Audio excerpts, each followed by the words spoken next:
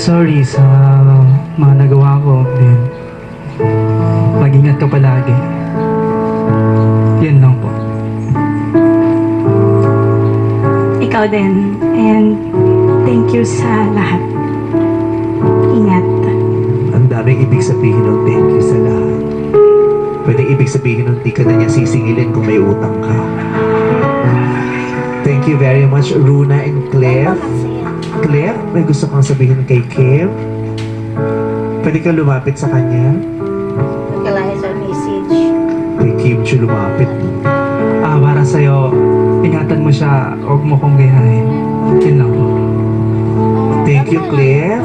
Cliff, doon ka muna sa gilid. Paano siya? Kim, tabihan mo na si Runa.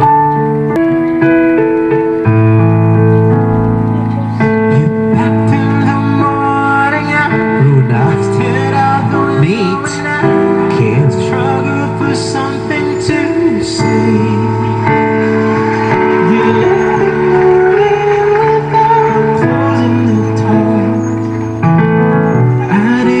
Pag-ibig na parang nakatingin sa karagatan, hindi kayo naman makikita ang hangganan. This is especially for you. Pagpapalipan, it's showtime. Pero kung ano, balik mo ka dito na siya.